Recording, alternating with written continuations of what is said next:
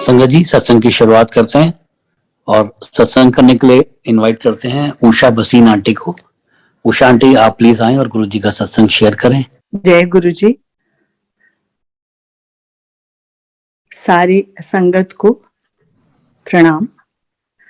गुरु जी के इस अनूठे मंच पर, उनके इस अनूठे दरबार से आप सबको बहुत बहुत साधुवाद।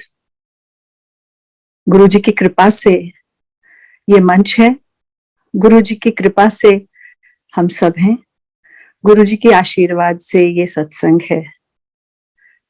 सत्संग क्या है? अक्षरशः समझें तो सत्य का संग, मतलब सत्य का साथ। और सत्य कौन है? सत्यम शिवम सुंदरम। वही सत्य है, वही शिव है, वही सुंदर है, वही गुरु जी हैं। बहुत से अभी तो श्रोता ही कहूंगी, ऐसे भी होंगे जो पहली बार आए होंगे या जो नए आए होंगे, लेकिन यूं हम सब नए हैं। क्यों? क्योंकि गुरु जी हर रोज हमारी यात्रा में, हमारी इस दैहिक यात्रा में, इस सांसारिक यात्रा में हर रोज, हर पल कह सकते हैं आप, ऐसा कुछ एहसास कराते हैं, ऐसा कुछ महसूस कराते हैं जो हर रोज नया है। तो हम सब नए ही तो हैं। और जिसे हम कहते हैं कि हम मिले या कब मिले या कब आए या कब, वो तो इस देह की यात्रा है। जैसा हम सब जानते हैं, पूर्ण गुरु पता नहीं कितने जन्मों के पुण्यों से मिलता है। बहुत से दोहे हैं, बहुत से जो हमारे ग्रंथ हैं, उनमें गुरु की महिमा है और उसमें लिखा हुआ है कि ईश्वर की कृपा से हम गुरु से मिलते हैं और ईश्वर से गुरु ही मिलवाता है। लेकिन उस सब में मैं नहीं जाऊंगी। ईश्वर क्या है, गुरु क्या है, मुझे तो ये सब नहीं पता। मुझे तो सिर्फ ये पता है कि मेरे इस जीवन में जो गुरु जी के चरणों में आश्रय मिला, वो एक इतना बड़ा दिव्य आशीर्वाद है कि उससे बड़ी बात, उससे बड़ी, उससे नायाब चीज कोई हो ही नहीं सकती। और जैसा एक शब्द है, आपने सुना होगा शायद, जे तू ना फड़दा साडी बां असा रुल जाना सी। तो हम तो हर पल पर, हर मोड़ पर, हर कदम पर ये एहसास महसूस करते हैं और बहुत गहराई से महसूस करते हैं कि सचमुच अगर गुरु ने हमारी बाह ना पकड़ी होती तो हम सचमुच रुल जाते, पता नहीं हमारा क्या होता। नए लोगों को शायद ये थोड़ा सा अतिशयोक्तिपूर्ण लग रहा होगा, लेकिन संगत जी ऐसा है, गुरु जी ऐसे है ना कि वो धीरे धीरे धीरे धीरे आपके मन पे, आपकी रूह पर, आपके दिमाग पर, आपके पूरे वजूद पर, आपकी सारी जितनी भी आपको लगता है आपकी इस दैहिक एग्जिस्टेंस है, उस पर ऐसे छा जाते हैं कि कई बार ये लगता है कि मैं कौन हूं, मेरा क्या वजूद है। अगर गुरु है तो मैं हूं, और मैं तो फिर भी नहीं हूं, क्योंकि गुरु जी कहते थे ना, ईगो, अहंकार अपना बार जुतियां दे नाल छड़ के आया करो। तब तो वो बड़ी मटेरियल भाषा में कहते थे कि जैसे किसी को अपनी पदवी है, किसी को अपने पैसे के, रुतबे का, अपने परिवार का, या किसी भी चीज का जिसको ईगो है, अहम है, वो सब बाहर जूतों के साथ छोड़ के आया करो। क्योंकि जब हमारे अंदर वो मैं है तो हमारे और गुरु के बीच में वो मैं आ जाता है, तो वो जो प्यार का एक रिश्ता है ना, वो नहीं बन पाता। और गुरु के साथ सबसे बड़ी चीज क्या होती, गुरु जी कहा करते थे, रब कोलों डरो नहीं, रब नू प्यार करो, फिर देखो नजारे। सचमुच संगत जी, गुरु जी हमसे केवल प्यार चाहते थे, और गुरु जी हमें सबको, आपको, हमको, सबको अथाह प्यार करते हैं। इतना प्यार कि जिसको महसूस करने के लिए हमें जैसे कहते हैं ना, समुद्र में गोते लगाते जाएंगे, जितना गहरा डूबते जाएंगे उतना गहरा इस प्यार का एहसास होता जाएगा। लेकिन ये बात मैं आज आपसे कह रही हूं, पीछे मुड़कर जब हम देखें तो जब हम गुरुजी के शरण में आए, गुरुजी ने जब समय निश्चित किया है आप तभी आते हो, जब हम आए तो उस समय ना तो हमें गुरु प्रथा की कुछ जानकारी थी, ना हम किसी गुरु को ढूंढ ही रहे थे। बचपन से हाँ, शिव में आस्था थी। मैं तो नहीं कहती कि मैं शिव भक्त हूं, बिल्कुल भी नहीं, क्योंकि भक्ति बहुत बड़ी चीज है, बहुत गहरी चीज है और बड़ी भारी तपस्या और साधना की मांग करती है। तो मैं भक्त कहलाने लायक नहीं हूं। हाँ, शिव से कोई मोह, अट्रैक्शन, प्यार, आस्था है, जैसी कि होती है सांसारिक लोगों को। पर कुछ ऐसा हुआ, उस साल मेरे पति को हार्ट अटैक हुआ, तो मेरे ऑफिस के कोई लोग थे, उन्होंने कहा ऐसे ऐसे हैं, तो मेरे मुंह से पहला शब्द तो यही निकला कि I don't believe in living gurus, कि जैसा आप जानते ही हैं जो भी कुछ है माहौल। पर फिर उन्होंने कुछ कहा कि नहीं, उनको ना अच्छे पढ़े लिखे लोग वहां आते हैं और वो शिव का अवतार मानते हैं। तो मेरी पता नहीं क्या हुआ कि उस सेंटेंस के बाद कि I don't believe in living gurus, 10 minute के बाद हम गाड़ी में थे और हम गुरुजी के शरण में, दिवाली का दिन था और हमें नहीं पता था वहां क्या माहौल होगा। पर जब वहां पहुंचे तो वहां तो एक बिल्कुल अलग सी दुनिया थी। थोड़े से लोग थे और खूब वहां पे चाय प्रसाद मिला, इतना सुंदर शब्द कीर्तन चल रहा था। संगत जी, मुझे तो शब्दों का भी आज भी महसूस मतलब ज्यादा नहीं पता, और तब तो बिल्कुल भी आदत भी नहीं थी। पर ये भी बता दूं कि आज अगर वही शब्द लगते हैं जो गुरुजी के दरबार में लगते थे तो ऐसा इंस्टेंट कनेक्शन बनता है, और कुछ होता है तो नहीं होता, मतलब इतनी गहराई से हम उन शब्दों से जुड़ गए हैं। तो पहुंचे वहां और गुरुजी ने जाते पूछा, आ गए हार्ट पेशेंट, और फिर कुछ मेरे बारे में, मैं सरकारी नौकरी में थी।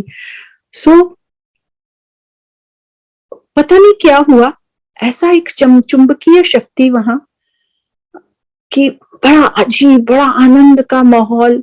चाय प्रसाद मिली, फिर उसके थोड़ी देर बाद गुरुजी अपने हाथ से हलवा प्रसाद बांटते थे, वो मिला। गुरुजी एक हाथ से देते थे, आपने सुना होगा, पुरुषों के भी दोनों हाथ भर जाते थे। और फिर खूब बढ़िया लंगर हुआ और 4-4 लोगों ने साथ बैठकर लंगर खाया। उसके बाद खूब आनंद हुआ उस दिन वहां। हम घर आ गए और रात 10-11 बज गए होंगे और ऐसा लगे कि अगले दिन फिर जाना है। तो समय तो कम ही है संगत जी, तो मुझे तो बहुत फास्ट ट्रैक करना पड़ेगा। और ऐसा कुछ अजीब सा, मतलब लगे कि नहीं, सब कुछ छोड़ छाड़ के वहां पहुंच जाना है। और फिर धीरे धीरे लगा, उन दिनों गुरुजी 7 दिन बैठते थे, तो बस शाम को किसी तरह से जल्दी से ऑफिस से निकलो, फटाफट आकर कपड़े बदलो, अपनी गाड़ी उठाओ पर्सनल और फटाफट आ जाओ मंदिर में। और थोड़े दिन बाद गुरुजी बोलते, कर नहीं बैठा जानदा ना। उसके बाद धीरे धीरे देखने को मिला कि गुरुजी फिर अधिकतर लोगों को छुट्टी दे देते थे लंगर के बाद। और फिर गुरुजी, बड़ा मंदिर बन रहा था उन दिनों, और वहां ले जाते थे रात को लंगर के बाद हमें। और एक बात संगत जी की, गुरुजी को इतना ध्यान होता था इतनी छोटी छोटी चीज का, उनको लगता था मैं अपनी संगत को क्या खिला दूं, कैसे बिठा लूं। तो हमारे जाने से पहले आगे आगे एक किसी सेवादार की ड्यूटी लगती थी और वो पूरा रास्ता अंधेरा था। ये जो छतरपुर की सड़क है पूरी अंधेरी, ये जो मार्केट वगैरह बनी है फतेहपुर बेरी में, एक दुकान होती थी, वहां जाकर वो दूध लेते थे और फिर बड़े मंदिर में जाके चाय बनती थी। गुरुजी को है कि अभी देखिए लंगर खिलाया, वहां पहुंचाएंगे तो पहले वहां संगत के लिए चाय का इंतजाम होना चाहिए। तो वहां केवल 1, 2, 3, 4 काफी देर होती थी, खूब आनंद आता था, पता नहीं चलता था। और अगले दिन हम सुबह ऑफिस भी जाते थे। तो ऐसे हमारी शामें बीतने लगी, हम सबसे कट गए, मतलब हमें कहीं की जरूरत ही नहीं रही। हमारे लिए होली, दिवाली, करवा चौथ, राखी, सब कुछ गुरुजी के चरणों में, और हमारी दुनिया गुरुजी के चरणों में। फिर अगले साल को फिर गुरुजी के माता जी नहीं रहे तो गुरुजी चले गए, और 2-3 महीने नहीं आए, तो हमें लगा हमारी तो दुनिया बदल गई, ये हम कहाँ आ गए, हमारे साथ हो क्या गया, एकदम जिंदगी जैसे खालीपन, सूनापन हो गया। फिर हम जलंधर भी गुरुजी से मिलने गए, एक बार मेरे हस्बैंड गए, तो वो कहते कि हमने सोचा 3-4 दिन रहेंगे, तो गुरुजी ने कहा कि नहीं, जाओ वापस। और अगली बार कपड़े लेके गए, कपड़े नहीं लेके गए, तो गुरुजी ने रख लिया 3-4 दिन। तो मतलब गुरुजी को आप प्रिडिक्ट नहीं कर सकते थे, जैसा अभी लोगों को लगता है ना, अभी हम लोग भी सब अपनी मर्जी से जाते हैं, अपनी मर्जी से आते हैं। उस वक्त भी हम कह सकते हैं कि हम अपनी मर्जी से जाते थे, कि शाम को 7 बजे गुरुजी का दरबार लगता था, कई बार तो पहुंच जाते थे, छुट्टी वाले दिन तो शायद टाइम से पहुंच जाते थे, लेकिन वर्किंग डेज में लेट भी हो जाते थे। पर आने का हमारा कोई समय नहीं होता था, तो जब कोई पूछे तो हम बोलते थे हमें नहीं पता हम कब आएंगे। और पहली सर्दी तो संगत जी, इतनी ठंड उस साल दिल्ली में पड़ी, और कभी हम 10-15 लोग भी होते थे शुरू शुरू में। तो ऐसा लगता है अब कि वो सच था कि ये सच है, वो सपना था या ये सपना है।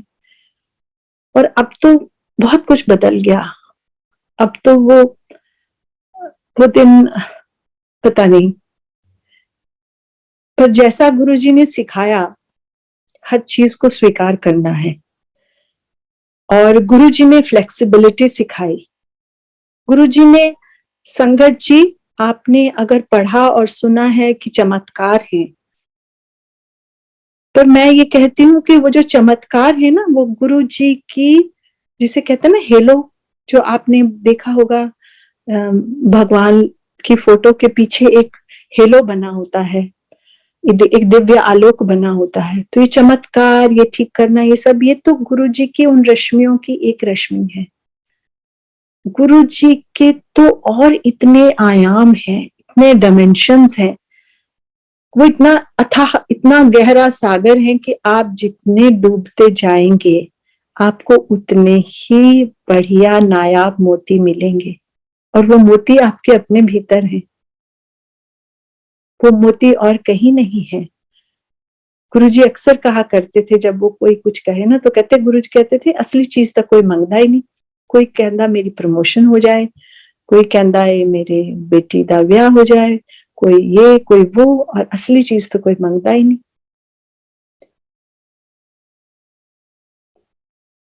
तो संगत जी,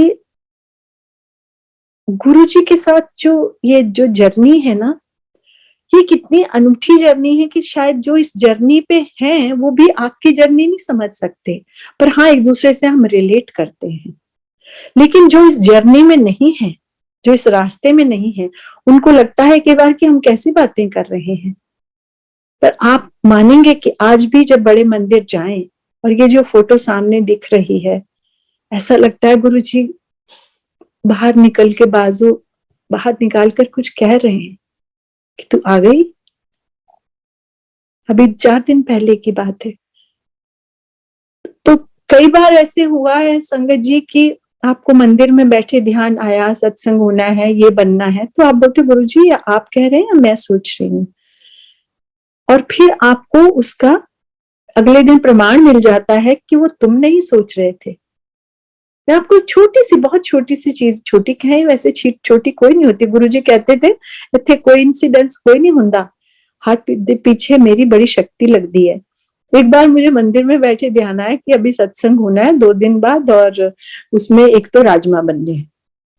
और फिर मैंने कहा गुरुजी सब्जी क्या, मतलब ये बातचीत चल रही है, मैं सामने बैठी हूँ आसन के, और मैं घर गई तो फैमिली से कहा कि भाई सत्संग करेंगे, तो संगत को भी लगता था कि अचानक मैसेज आते हैं, but it's not long well planned. तो एनीवे हो गया। तो मैंने कहा भाई राजमा बनाएंगे और ये करेंगे। तो मैंने जो मंदिर में सवाल पूछा था कि गुरुजी आप कह रहे हैं या मैं सोच रही हूँ, तो अगले दिन सुबह सुबह जिनको इनवाइट किया था, मैं एक आंटी का फोन आया कि आंटी मैं कोई सेवा, मैंने कहा नहीं कोई कुछ नहीं। तो कहती मेरा ना मन कर रहा है कि मैं राजमा बना के ले आऊं। अब इसको आप एक बार होगा तो आप कोइंसिडेंस कहेंगे ना, लेकिन जब होता ही रहेगा तो आप क्या कहेंगे। लेकिन संगत जी उसको लेकर भी मैंने सुना है बड़ी भ्रांतियां फैल रही हैं कि जी मुझे ये मैसेज आ रहा है, वो मैसेज आ रहा है। सो मुझे तो नहीं लगता। और ये ना गुरुजी बड़ा स्पेसिफिक होते थे, क्योंकि जो बात मुझे कही वो शायद मेरे हस्बैंड के लिए नहीं है, या जो मेरे बच्चों को कही वो उन्हीं के लिए है। तो हम ये करें कि इसको जनरलाइज ना करें चीजों को। ठीक वैसे ही जैसे आप मंदिर में बैठे हैं, आपका कनेक्शन है, जैसे समझ लीजिए कांटा चुभा है तो वो तो आपको चुभा ना, दर्द आपको हुआ। हाँ, आपकी माँ को शायद उसकी तकलीफ होगी, लेकिन उस चुभन का स्पेसिफिक दर्द तो आपको समझ में आया। तो गुरु के साथ वो कनेक्शन आपका अपना है। खुशबू अगर आपके नाक में आई तो वो आपकी खुशबू है। तो गुरु की खुशबू वो आपकी है, उसके आपके और गुरु के बीच में कोई दूसरा आदमी नहीं हो सकता। किसी के मार्फत आपका शायद, हम सबके लिए प्रार्थना करते हैं कि सबका भला हो, लेकिन अगर हमने कर्म काटने हैं तो वो हमारे अपने कर्म से कटेंगे। अगर बुरे कर्मों से तकलीफ है तो अच्छे कर्म हमें ही करने पड़ेंगे, वो कोई दूसरा नहीं करेगा हमारे लिए। उसी तरह से कुल बात मैं ये कह रही हूँ, इससे एक से एक बीच में से धागे निकल आते हैं कि अगर कनेक्शन है तो वो आपका है। और कनेक्शन बनाने के लिए कोई बहुत बड़ी साइंस नहीं चाहिए। आप बैठे अपने दिल में, अगर हम उनसे बात करें वो आपसे बात करते हैं, और आप धीरे धीरे देखिएगा कि आपको अपने उत्तर खुद मिलते चले जाते हैं। आप मंदिर जा गए हैं, बड़े मंदिर में तो गुरुजी की क्या आत्मा बसती है। गुरुजी कहते थे इतने प्यार से, संगत जी वो एक एक चीज दिखाते थे, ये बन रहा है, ये देखिया तू, ये देखिया, ये मेरा कमरा, ये मतलब हर चीज गुरुजी इतने प्यार प्यार से दिखाते थे। गुरुजी में इतना बचपना भी था संगत जी, इतने बच्चों की तरह बातें करते थे। उनका शरीर बिल्कुल कोमल बच्चों जैसा, उनकी स्किन तो मतलब कैसी थी, पारदर्शी जैसे चमकदार, और बच्चों की तरह शरीर, बच्चों की तरह बातें, और बच्चों की तरह भोलेपन से कई सवाल पूछते थे गुरुजी। तो वो भी एक साथ था। और दूसरी ओर गुरुजी जब नाराज होते थे ना तो ऐसा लगता था, और गुस्सा होता ऐसा लगता था अभी छत फट जाएगी। सो हमने उनके दोनों रूप देखे हैं। वही शिव है ना। शिव के जो द्वैत है, साकार है और निराकार है।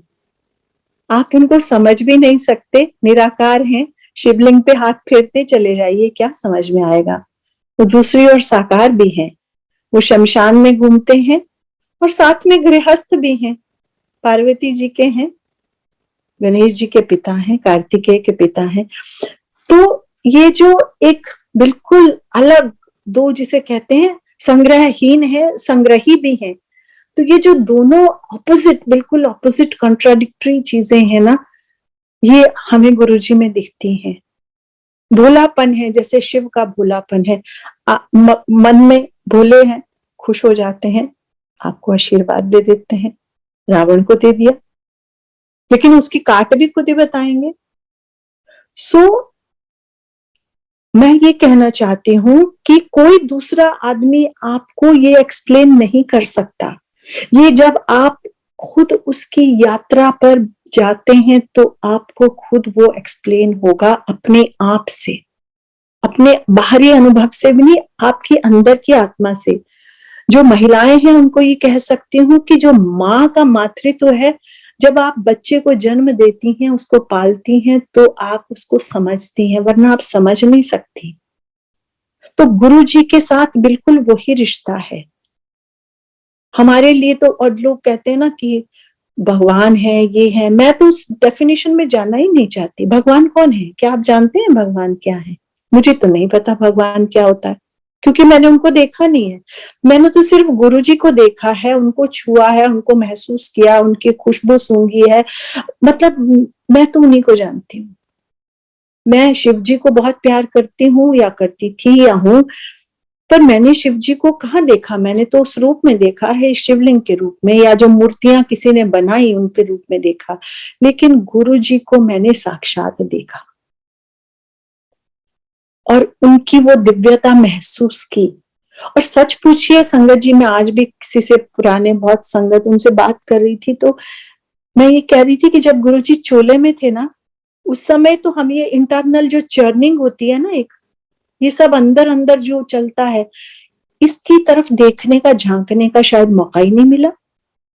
ये कह सकते हो जरूरत नहीं पड़ी, क्योंकि सारा दिन ऑफिस होते थे, वो एक अलग दुनिया थी। शाम में जब गुरुजी के पास जाएंगे तो वो इतनी आनंदमयी दुनिया थी, ऐसा लगता था कि हम किसी अलग दुनिया में हैं।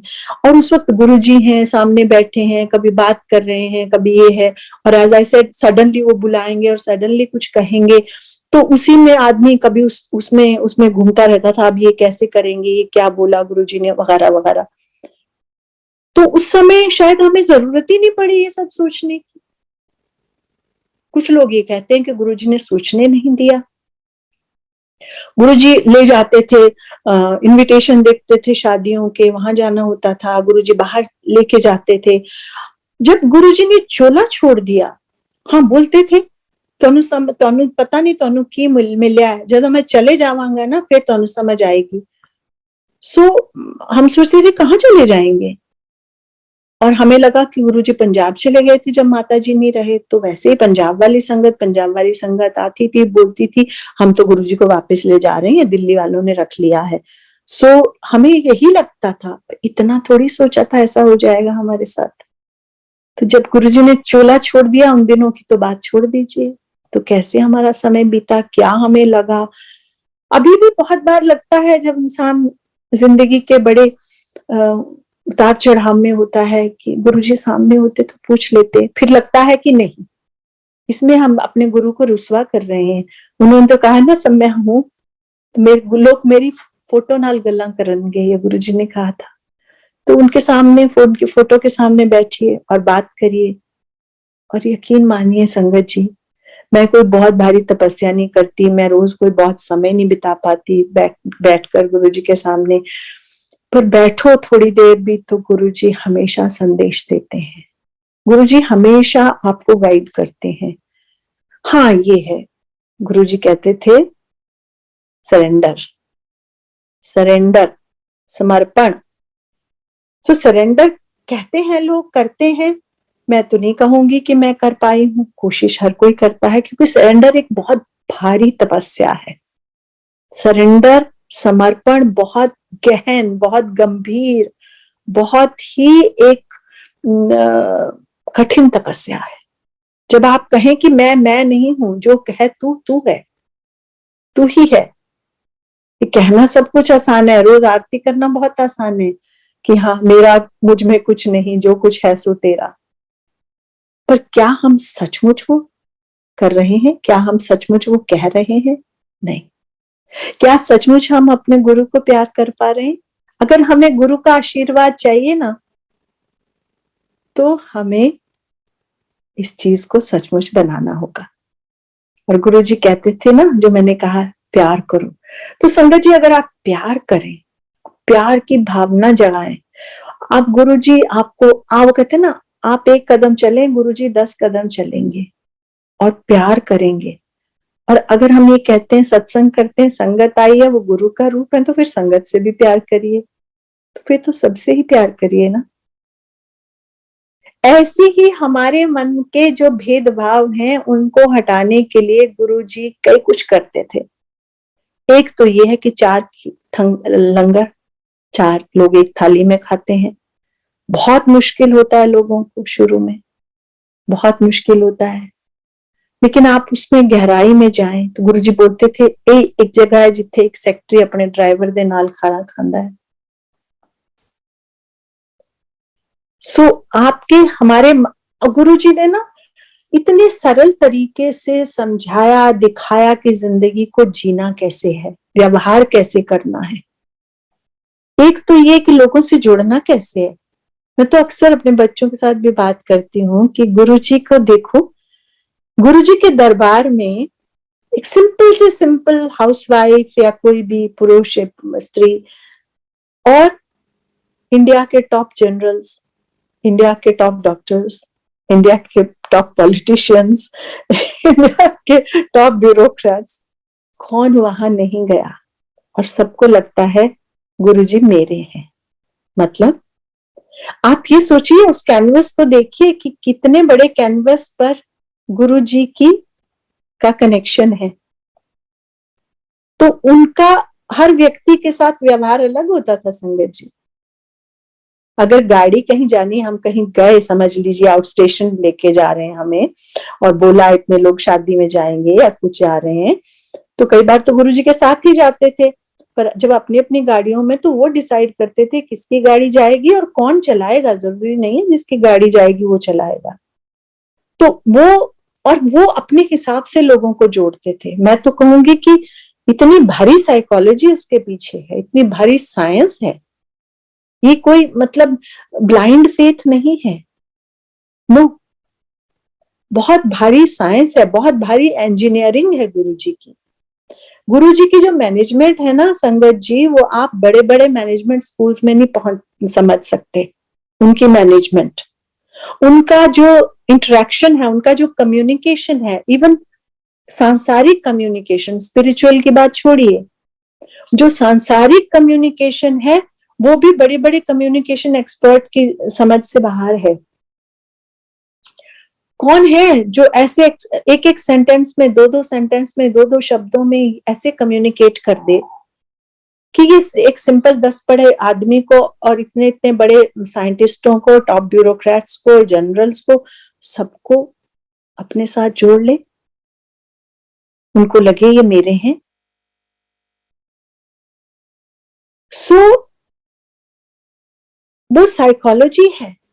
इसके पीछे भी बहुत बड़ी साइकोलॉजी थी कि शब्द कीर्तन चलते थे और कौन शब्द पहले चलना है और कौन 10वां सब शब्द चलना है, ये गुरुजी डिसाइड करते थे।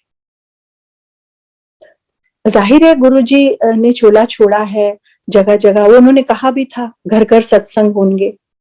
दुनिया का शायद ही ऐसा कोई कोना है जहां सत्संग नहीं होते होंगे। तो जब होते हैं और जहां कोई इतना लिखा हुआ डॉक्ट्राइन नहीं है, तो हर तो चीजों में अंतर तो आता है, वो बहुत स्वाभाविक है, उसमें किसी का कोई दोष नहीं। लेकिन संगत जी एक प्रार्थना है, वो ये कि सत्संग है तो केवल शब्द कीर्तन, जो गुरुजी के दरबार में होता था और आज भी होता है, उसमें और कुछ नहीं होता। बहुत बड़े बड़े सिंगर, नाम नहीं लूंगी अभी, वो आते थे पहले, शुरू में अपनी कैसेट देते थे, जब हम जाते थे कैसेट का जमाना था, फिर सीडीज आई, तो गुरुजी लेते थे, उनको बाकायदा सुनते थे। और बजती कब थी वो? जब लंगर प्रसाद, जब शब्द कीर्तन खत्म होते थे तो आखिर में चलता था एक वो शिव जी का भजन है, एक पंजाब की संगत है उन्होंने गाया हुआ। जब वो बजता था तो मतलब गुरुजी का इशारा होगा लंगर लगेगा, क्योंकि लंगर का कोई फिक्स टाइम थोड़ी था। और फिर उसके बाद जब लंगर लग गया तो या तो ऐसे कोई गाने लगते थे, या फिर बहुत सारे पंजाब के सिंगर हैं, पुराने सिंगर, पंजाब फोक सिंगर्स वो गाने लगते थे, गुरुजी को बहुत पसंद थे। और नातियां, कव्वालियां, ये सब कुछ लगता था। हर तरह के सिंगर गुरुजी को पसंद थे। पर बहुत भारी बात तो ये नहीं कि सिर्फ भजन लगते थे, बिल्कुल भी नहीं। सो शब्द कीर्तन एक तो। दूसरा हमने ये देखा कि जो भी बड़ा कुछ भी हुआ फंक्शन, वो बाद में बड़े मंदिर में जो होते थे वो अलग थे केटरर, लेकिन अदरवाइज क्या बनता था? एक दाल, एक सब्जी और एक चटनी और चपातियां। शुरू में तो एम्पायर स्टेट में बनती थी तो हाथ की चपातियां तवे की वैसी बनती थी, बड़ी बड़ी, और बाद में बड़े मंदिर में लंगर बनना शुरू हुआ तो वो तो लंगर प्रसाद सिंपल। और संगत जी, गुरु जी को खुद को बहुत सिंपलिसिटी पसंद थी। सो अगर आपको आपके अपने जीवन में जो है आप उसको कतई ये ना समझें कि आपको सिंपल साधारण करना है तो गुरुजी का रास्ता नहीं है। गुरुजी का बिल्कुल वही रास्ता है। असल में सारा रास्ता गुरुजी के दिल से मिलता है। बाहर क्या है उससे कोई खास फर्क नहीं पड़ता। शुरू शुरू में जब हम लोग गए, जैसे मैंने कहा 10-15 लोग भी होते थे, तो सबने शुरू शुरू में हमने छोटे छोटे फूल ले जाना शुरू किया, वो पीले मैरीगोल्ड थोड़े डाल दिए, फिर 4-4 6-6 इंच के हाथ डालने लग गए। जब वो ऐसा धीरे धीरे हुआ कि वो गुरुजी के घुटनों तक पहुंच गया वो ढेर, तो गुरुजी अनाउंस कर दिया कि बंद करो, कल से कोई फूल नहीं लाएगा। और बाद में हमने उनसे पूछा कि भाई क्या हो गया, क्या कि गुरुजी को ये चिंता है कि इन फूलों का डिस्पोजल कैसे होगा, कहाँ डालेंगे इनको, कहाँ फेंकेंगे। सो इस चीज में आप समझिए, इसको आप सिंपल कम्युनिकेशन ना माने, आप इसकी गहराई में जाएं और गुरुजी की फिलॉसफी को समझें कि उसके उनके एक्चुअली गहराई के उनके बेसिस क्या थे फिलॉसफी के। सिंप्लिसिटी, बहुत सिंप्लिसिटी, और वो समय के अनुसार और जगह के अनुसार अपना व्यवहार और अपनी बात को करते थे। मैं आपको एक 2 जगह का अपना सत्संग या अनुभव बताती हूँ इस बात को एक्सप्लेन करने के लिए। ये एक बात तो शायद लेट 90s की है, जब गुरुजी हमें ले जा रहे थे, पंजाब में किसी की शादी थी तो जलंधर के पास। तो वो अच्छे उच्च अधिकारी थे दिल्ली में और केंद्रीय सरकार में। तो गुरुजी उनको पूछ रहे थे क्या इंतजाम किया, मेरी बहुत सारी संगत जो है वो ट्रेन से आएगी। तो उन्होंने कहा गुरुजी मैंने बड़ी अच्छी डीलक्स बसें लगा दी हैं। तो गुरुजी बोलते नहीं, मेरी संगत डीलक्स बसा विच नहीं जाती, तू कारां ला। सो एनीवे जी, जो कारें लगी और वो संगत गई, बहुत बढ़िया शादी और खूब बहुत भारी वहां पर बारात और सब कुछ लड़की की तरफ से गए थे। और वो एक अलग डाइवर्ट कर देती हूँ बेसिक थीम से जिस पे मैं बात कर रही हूँ, कि वहां पे हुआ एक बहुत बड़ा कमरा मिठाई से भरा। थोड़ी देर बाद जब वो आए तो उनको लगा कि उनका मुंह उतरा हुआ, कि गुरुजी ने कहा की होया, गुरुजी मिठाई मुक गई। कहते इस तरह की हो सकता है। जब वो कहते तू जा देख, और वो मिठाई तो खत्म हो चुकी थी बिकॉज आई थिंक उनके एक्सपेक्टेड से ज्यादा गेस्ट थे या जो भी था। जब गुरुजी ने कहा जा देख, जब गए वापस तो वो कमरा मिठाई से भरा हुआ था। खैर वो एक बात, पर अभी तो बात सिंप्लिसिटी और गुरुजी की जगह के अनुसार से व्यवहार बदलने की थी। तो वहां तो उन्होंने ये कहा कि नहीं बसांच नहीं जाती। कुछ सालों के बाद गुरुजी हमें नैनीताल ले गए। वो एक बहुत ही खूबसूरत सत्संग है जिसमें बहुत सारी चीजें गुरुजी के बारे में आप जान सकते हैं कि कैसे होता था। पर हुआ ये कि नैनीताल से थोड़ी दूर किसी संगत के रिजॉर्ट था, वहां पे ओपनिंग के लिए गुरुजी गए थे और हम 10-15-20 लोग थे शायद। काफी दिन रहे वहां, खूब मजा किया। और एक दिन नैनीताल गए तो वहां गुरुजी लेके गए, बोटिंग कराई। तो वो भी वही डिसाइड करते थे कौन सी बोट में कौन कौन बैठेगा। तो एनीवे, तो जो होस्ट थे उनके एक फ्रेंड थे जो वहां पे ट्रांसपोर्टर थे। तो गुरुजी ने उन्होंने कहा कि गुरुजी वो चाहते हैं आप हमारे उनके यहाँ चाय के लिए आप पधारें। तो कहते चलो। तो अब गुरुजी वहां लेके गए हमें उनके ऑफिस में। तो अब आप सोचे संगत जी कि वहां तो अब उनके ऑफिस में ऐसा तो नहीं कोई बड़ा सजा हुआ ड्राइंग रूम था, ऐसा कुछ नहीं। तो कुछ कुर्सियां होंगी, कुछ लोग कुर्सी पे, और ठीक था सीनियर ऑफिसर भी थे, गवर्नमेंट के अच्छे बिजनेसमैन भी थे, हर जैसे गुरुजी के साथ होते हैं लोग थे। तो अब वहां पर कोई कहीं भी बैठ गया, कोई कुर्सी पे शायद गुरुजी बैठ गए और कोई टेबल पे भी बैठ गया, कोई जमीन पे भी बैठ गया। अब ये मैं इसलिए कह रही हूँ कि ये 2 सिचुएशंस, ये 2 मैं आपको उदाहरण दे रही हूँ कि एक जगह तो गुरुजी ने डिलक्स बसें भी मना कर दी और दूसरी जगह गुरुजी ने कोई कहीं भी बैठ जाए। मतलब क्या? फ्लेक्सिबिलिटी, लचीलापन। जीवन में लचीलापन और समय के अनुसार, जगह के अनुसार और अवसर के अनुसार अपने आप को फ्लेक्सिबल करना, उसको स्वीकार करना, एक्सेप्टेंस। सो ये ऐसे कितने ही, मैं आपको वो सब इसीलिए नहीं सुना रही हूँ और तरह के सत्संग, मैं ये कह रही हूँ कि जो उन्होंने हमें जो ये दिया, ये शायद हमारी सबसे मूल्यवान निधि है, ये हमारी हेरिटेज है। और इसी को समझें, क्योंकि अगर जिंदगी को जीना है और गुरुजी के बताए हुए रास्ते पे चलना है और अपने जीवन को जीना है, तो ये बहुत अच्छी, बहुत ही खूबसूरत और बहुत ही जिसे कहते हैं ना बढ़िया टूल्स हैं जिंदगी जीने के लिए। तो अगर हम अपने आप को फ्लेक्सिबल बना लें, जगह के अनुसार, मौके के अनुसार, समय के अनुसार, उसकी जो मांग है उसके अनुसार अपने आप को ढाल लें, तो जीवन खुशनुमा हो जाता है। और अगर गुरुजी ढाल सकते हैं तो हम नहीं ढाल सकते। और दूसरा, गुरुजी ने दिखाया कि कैसे सबको सबको, कोई कैसा भी है, संगत जी गुरुजी के दरबार में हर तरह के लोग आए, गुरुजी के ऊपर जादू टोने करने भी आए, गुरुजी को पता नहीं कुछ कहा भी, कभी किसी ने शब्द भी कहे, पर गुरुजी तो हमेशा कोई किसी ने कहा ए चल, बोलते थे मूर्खा के हमदास। और गुरुजी ये भी कहते थे किसी को जज नहीं करना। गुरुजी ये भी कहते हैं कि जब मांगो ना, ब्लेसिंग भी मांगो, तो पहले दूसरे के लिए मांगो, फिर अपने लिए मांगो, तो आपको आपकी ज्यादा मिलती है। तो जब इन चीजों पे आप प्रैक्टिस करने लग जाएंगे तो अपना अंदर तो वैसे ही साफ हो जाएगा ना, या होने लग जाएगा। गुरुजी कहते हैं जब तुसी मेरे को आंदे हो तो जूठे पांडे की तरह होंदे हो, पहले अंदर से मांजते हैं फिर बाहर से चमकाते हैं, लेकिन हम फिर वहां बाहर से निकलते हैं और फिर अपने आप को कीचड़ में डाल लेते हैं, फिर हम जाते हैं और फिर गुरुजी फिर हमें चमकाते हैं। सो ये तो एक निरंतर प्रक्रिया है, और ये आपके अपने ऊपर है कि आप गुरुजी से कितनी मेहनत कराते हो अपने लिए। कुछ मेहनत अगर हम खुद कर लें तो कितना अच्छा, एटलीस्ट कोशिश तो कर ही सकते हैं ना। और फिर गुरुजी ने दिखाया कि इतनी छोटी छोटी डिटेल में गुरुजी जाते थे। संगत जी, मंदिर में जब बड़ा फंक्शन होना है तो उन्होंने एक एक कोने में जाके सफाई देखनी है। गुरुजी को सफाई बहुत पसंद थी, बहुत ही पसंद थी। एक एक कोने में जाके सफाई देखेंगे, पहले भी और बाद में भी।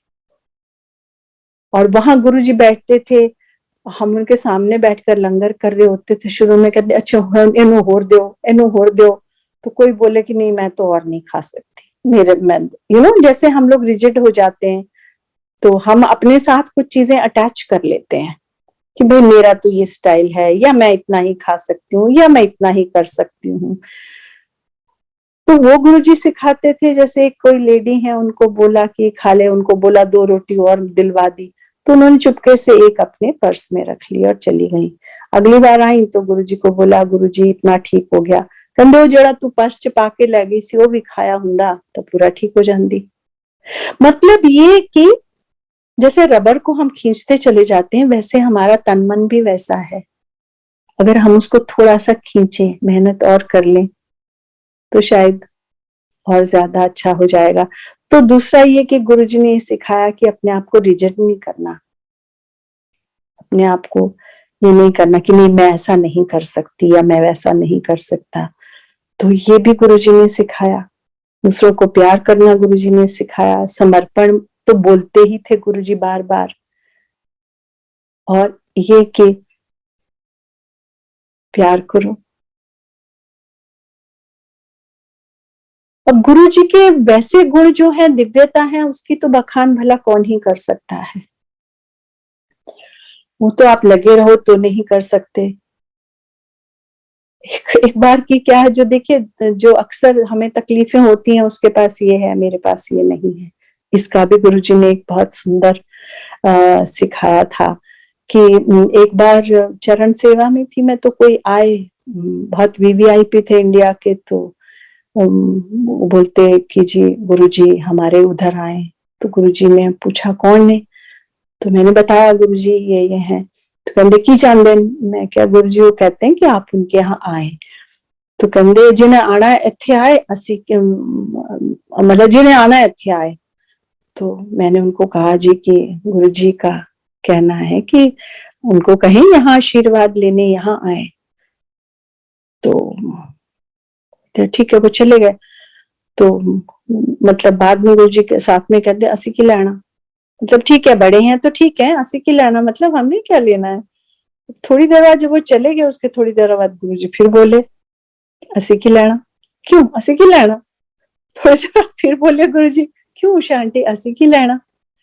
अब कुछ साल पहले जब मैं सोचने लगी ना संगत जी, अब है ना वो समय जब गुरु जी शरीर में नहीं है, हमारे पास वो नहीं है क्लाउड नाइन वाला ऑप्शन नहीं है कि बस शाम को उठे फटाफट तैयार हुए गए वहां बैठे और बस आनंद में हो गए।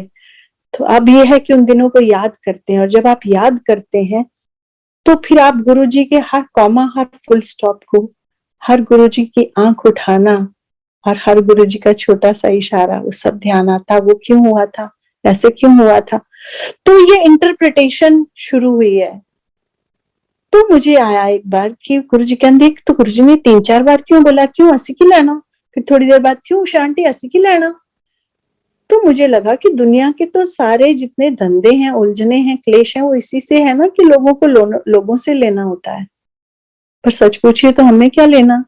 अगर किसी का बड़ा घर है, बढ़िया है, बड़ी कुर्सी है, बढ़िया है, बड़ा अच्छा परिवार है, बढ़िया है, बच्चे बहुत सक्सेसफुल हैं, बहुत अच्छा है, असी की लेना। हमें तो अपने से है ना, अपनी जर्नी को कैसे साफ करना है, अपने कर्मों को कैसे साफ करना है। और संगत जी ये है ना, जब हम ये समझते हैं कि जो भी हमारे साथ हो रहा है, देखिए इंसानी जीवन तो कोई आसान है नहीं, और गृहस्थ आश्रम जो है कहा गया है, सब आश्रम जो जितने आश्रम, जितनी फेजेस इंसान की जिंदगी में बताई गई हैं, जो एक पारिवारिक इंसान है, उसमें सबसे मुश्किल बताया गया है गृहस्थ आश्रम। सो ये कोई आसान चीज तो है नहीं। तो इसमें से पार निकलने के लिए कुछ तरीके तो खोजने ही पड़ेंगे, और वो तरीके गुरुजी ने बहुत सुंदर सिखाए। कभी किसी को शरीर के कष्ट हैं, किसी को धन के हैं, किसी को मन के हैं, किसी को रिश्ते के हैं, किसी को कुछ है, कष्ट तो है ही। अधिकतर लोग तो कष्टों को लेकर ही गुरु की शरण में आए हैं। वो ही होंगे जो बहुत गुरु की खोज में या किसी और खोज में आए होंगे, पर अधिकतर लोग आए हैं और हम मांगने ही आते हैं। पर जब हम, तो गुरुजी ने कितना अच्छा, देखिए ये हमें एक सॉल्यूशन दिया है कि जो भी हमारे कष्ट हैं वो हमारे अपने कर्म हैं। और गुरुजी ने ये भी कहा कि मेरे नाल अपने कर्म काट लो। अर्थात जो गुरुजी का रास्ता है उस पर चलकर अगर हम अपने कर्म काट लें तो एटलीस्ट इनको हम आगे तो नहीं ले जाएंगे, तो ये यहीं समाप्त हो जाएंगे। तो जिस वक्त हम ये सोचें कि ये जो मेरा कष्ट है शरीर का, बहुत मुश्किल होता है सहना, तो ये मेरा शरीर मेरे अपने कर्मों का परिणाम है, तो पहले तो वो शिकायत खत्म हो जाती है। उसके बाद जब आपको ये लगता है कि मैं इसको भोग लूं, इसको भोग लूं ताकि मेरे कर्म कट जाएं, तो कर्म काटने के लिए आप अच्छा सोचते हो, आप दूसरों के प्रति अच्छा सोचते हो, आप ईर्ष्या द्वेष नहीं करते, आप सबके भले के लिए प्रार्थना करते हो, तो आपके कर्म कटते हैं। और उस कर्म को काटते हुए आपका अंतर्मन साफ होता है, और उसके साफ होते हुए आपका जो कष्ट चल रहा है उसको सहने की शक्ति मिलती है। तो यही तो गुरुजी करते हैं ना, यही तो वो बोलते थे कि अपना अंतर्मन साफ करो, मेरे नाल अपने कर्म कट लो।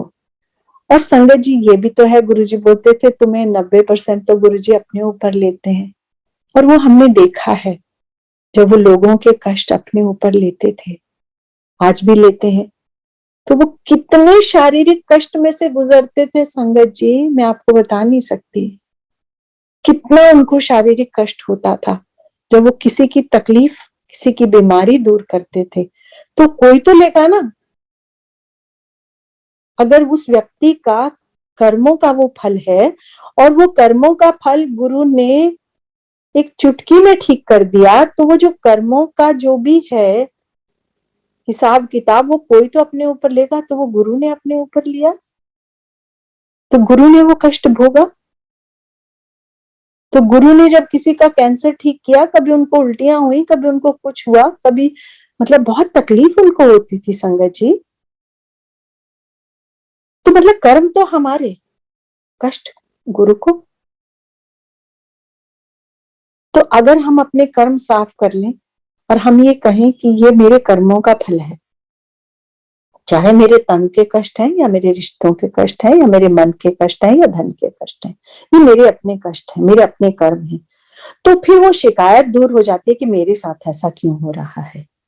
भाई आपके साथ इसलिए हो रहा है कि आपने कुछ किया है। और कई बार जब हम उस खोज में लगते हैं तो हमें जिन चीजों का एहसास नहीं होता कि हमने किया था, हमें उनकी भी समझ आने लगती है कि ओहो, मैंने इस वजह से शायद मेरे साथ ही हो रहा है। और जो हमारे गुरुजी हैं, क्यों शिव हैं?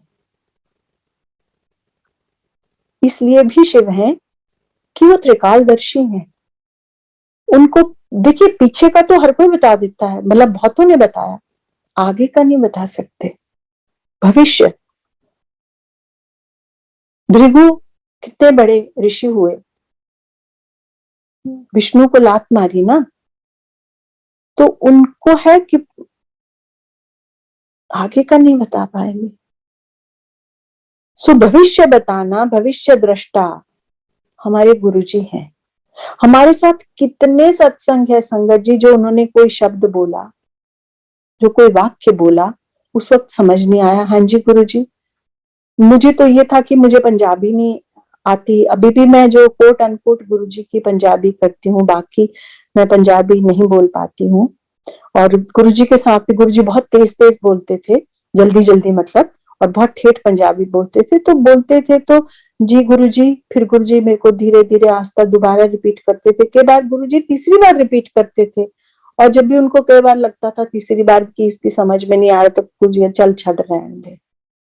सो मैं अदरवाइज मैं क्या, एंजल एंजल एंजल ऐसे बोलते थे गुरुजी, इतने प्यार प्यार से समझाते थे संगत जी, इतना प्यार से कि आपको लगता है ना कि एक औरत अपने बच्चे के साथ नहीं समझा सकती जैसे गुरुजी ने समझाया।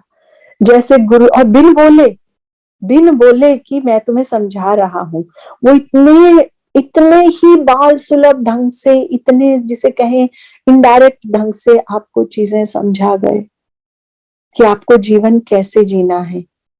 पर हमने तो अभी सीखना बाकी है, और गुरुजी की ही कृपा है कि सीख रहे हैं, कोशिश कर रहे हैं। और सबसे बड़ी चीज है कि एक बताऊं, विनम्रता। उफ, गुरुजी, एक विनम्र शब्द मैंने उनका एक बार सुना था, जो मुझे लगता है उससे विनम्रता ज्यादा तो आज तक मैंने किसी में ना देखी ना सुनी। एक बार रात की बात है, सर्दियों की, 12-1 बजे उन्होंने बुलाया, तो बड़े प्यार से बोलते हैं, आंटी तेरे घर तो बस स्टैंड कितनी दूर है? मेरी समझ में नहीं आया है सवाल। तो मैं वैसे, मुझे गुरु प्रथा का पता नहीं था, मुझे पता नहीं था कैसे बात बना के बोलते हैं, तो मैं तो सीधी सीधी बात गुरुजी से किया करती थी। पर फॉर्चुनेटली मैंने उस दिन बोला, गुरुजी मेरे को समझ नहीं आया क्या बोल रहे हैं, और मुझे पता भी नहीं था कितने किलोमीटर है। तो मैंने कहा गुरुजी पास ही है। कहते अच्छा। तो आगे गुरु संगत जी उन्होंने इतनी विनम्र शब्द में बोला, आंटी तो इन्होंने बस स्टैंड छड़ देंगी?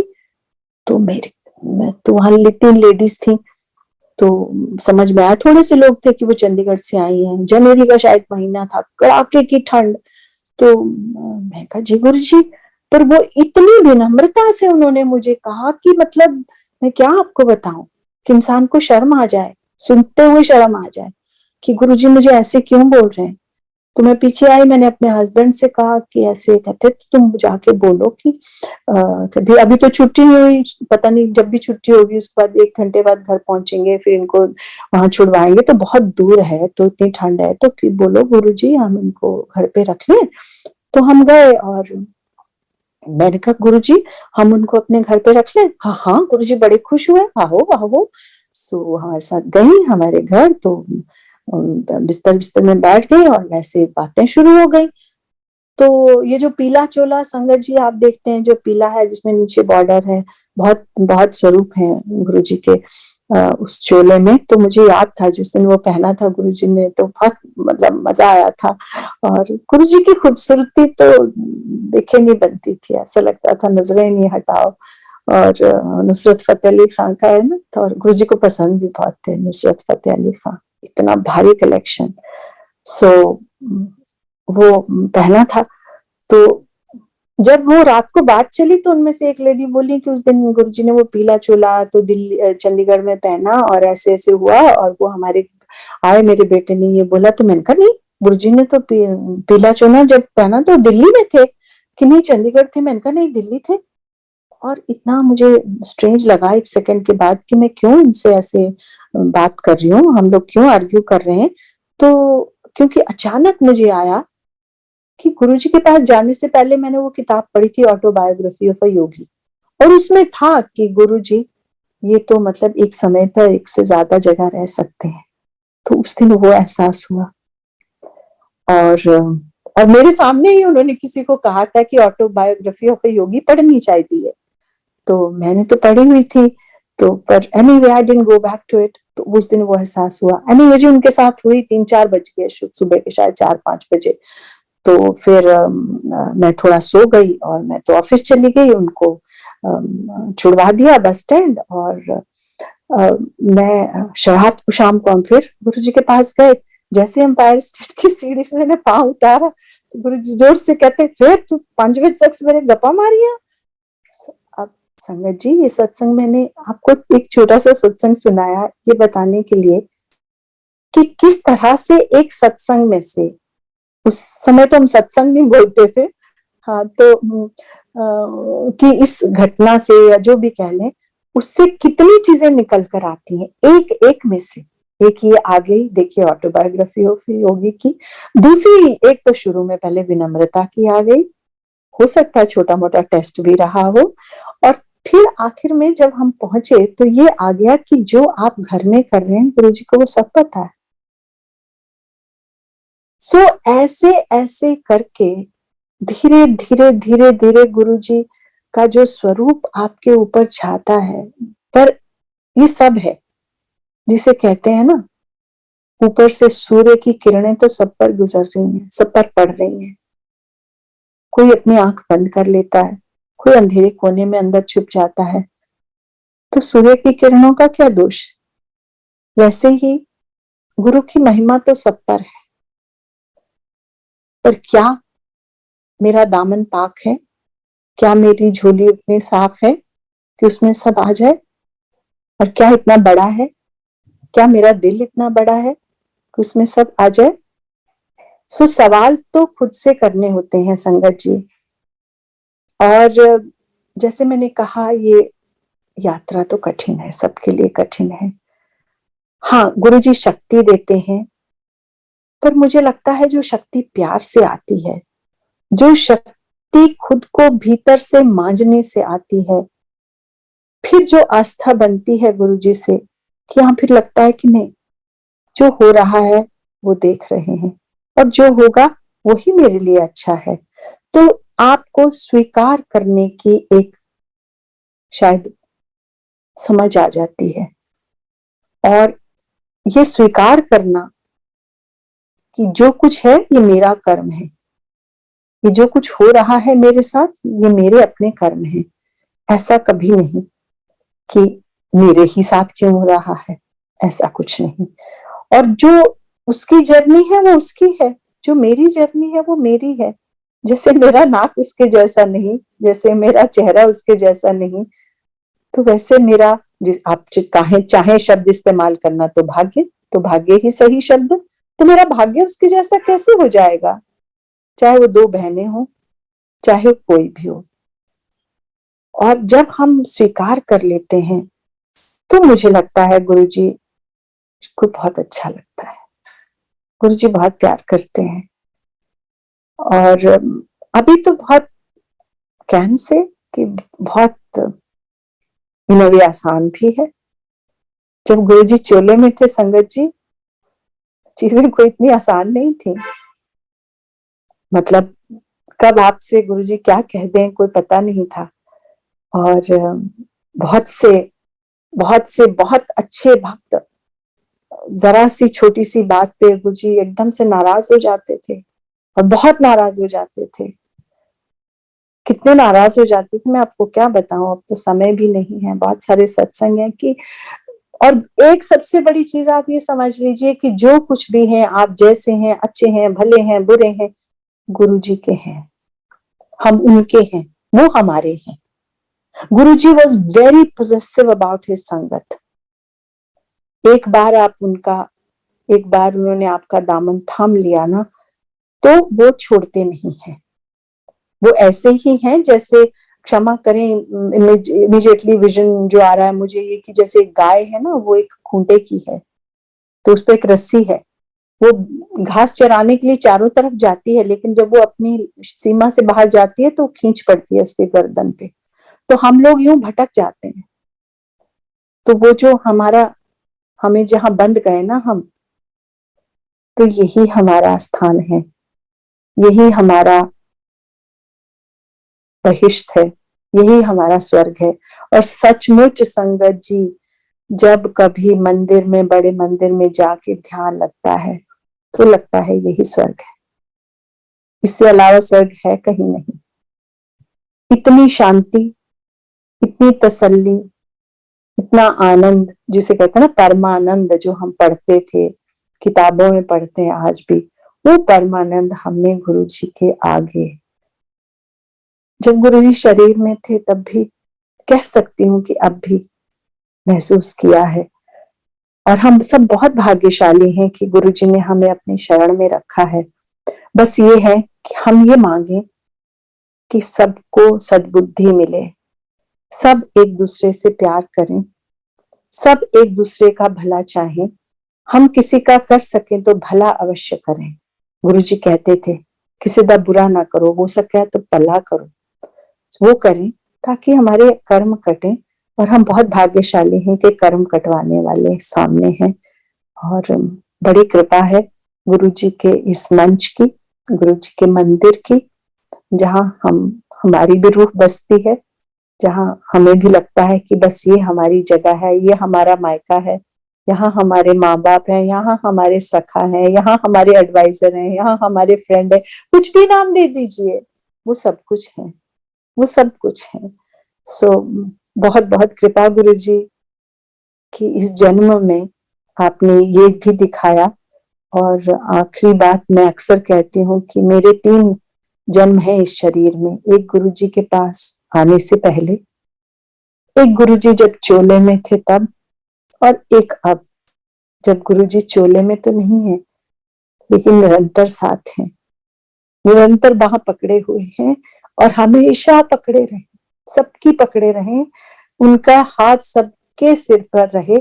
सब अच्छा सोचें, सब एक दूसरे को प्यार करें, और सब एक दूसरे के लिए प्रार्थना करें, और दुनिया में शांति हो, हर परिवार में खुशहाली हो, सबके बच्चे स्वस्थ रहें, सुखी रहें। जय गुरु जी।